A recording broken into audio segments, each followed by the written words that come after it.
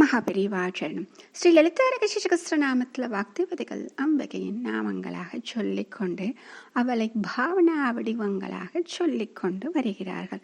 முதலில் சொல்லும் பொழுது சிரஸ்திதா என்று சொல்லி அந்த சிரஸ்தில் இருக்கக்கூடிய சகசிராரம் அப்படின்னு சொன்னாங்க.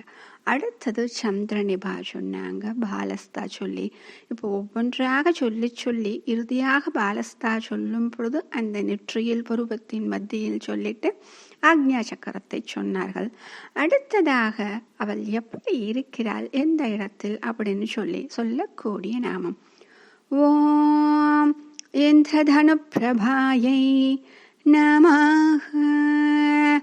ஓம் இந்திரதனு பிரபாயை நமஹ. இப்போ நம்ம என்ன பார்த்துட்டு இருக்கோம், பாவனா வடிவங்கள் அப்படின்னு.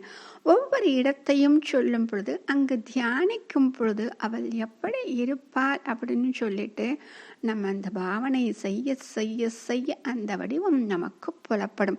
அந்த பாவனை வருவதற்கும் இந்த பக்தி மிகவும் முக்கியம். அந்த பக்தியில் அவளுடன் லயித்து அவள் சொன்ன விஷயங்களை நாம் ஒவ்வொன்றாக கடைபிடித்து வர வர நம்முடைய அந்த நிர்மலமான மனதில் அவள் உள்ளே இருக்கக்கூடியதை நாம் அறியும் பொழுதும் இந்த ஒவ்வொரு இடங்களிலும் ஒவ்வொரு சக்கரங்களிலும் இவர்கள் சொன்னது போல அந்த வடிவமாகவே நமக்கு புலப்படுவாள். அப்படி சொல்லப்படுவதுதான் இந்திரதனு பிரபா. இந்திரதனுசு அப்படிங்கிறது வானவில் அப்படிங்கிறது நம்ம எல்லாருக்கும் தெரியும். வானவில் அப்படின்னு சொன்ன உடனே 7 நிறங்களும் பிரிந்திருக்கக்கூடிய ஒரு அழகான வண்ண தொகுப்பு. அப்ப இந்திரதனு பிரபா அப்படின்னா அந்த வண்ணங்களின் தொகுப்பாக அந்த வானவில்லாக அவள் இருக்கிறாள் அப்படின்னு சொல்றது. இப்ப இந்த இடத்துல வண்ணத்திற்கு சொல்கிறார்களா, ஒளிக்கு பிரகாசத்திற்கு சொல்கிறார்களா என்றால் அந்த ஒளி உடையவளாக இருக்கிறாள் அப்படின்னு சொல்றது. இதுக்கு முன்னாடி நாமால நம்ம பார்க்கும் பொழுது பாலஸ்தா அப்படின்னு சொல்லிட்டு பாலன்னா நெற்றின்னு பார்த்தோம். அந்த நெற்றியில் புருவத்தின் மத்தியில் அந்த இடத்துல இருக்கிறாள் ஆக்ஞா சக்கரம் நம்ம பார்த்தோம். அந்த ஆக்ஞா சக்கரத்தை தியானம் செய்யும் பொழுது அங்கே சிறு பிந்து வடிவமாக நமக்கு புலப்படுவாள் அப்படின்னு சொன்னாங்க. அப்ப இந்த இடத்தில் தியானிக்கப்பட்ட அந்த பிந்துவுக்கு மேலே வானவில் போன்று ஒளியாக இவள் இருக்கிறாள்.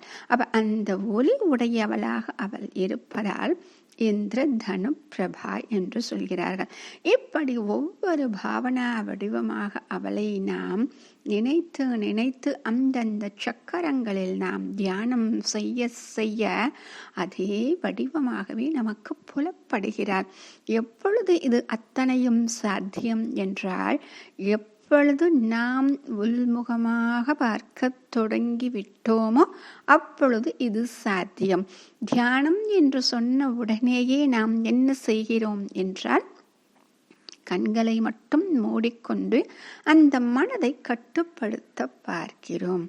ஆனா வெளி உலக விஷயங்களில் இருந்து நாம் விடுபடாத வரை இந்த தியானம் என்பது சித்திக்காது.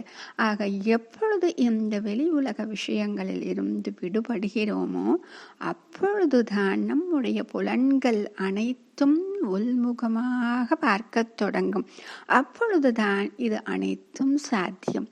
அப்படி செய்யும் பொழுது இதோ இவர்கள் சொல்வது போல இந்திரதனு பிரபாவாக இருக்கக்கூடியவளையும் நாம் காண முடியும். மகாபெரிவாச்சரணம்.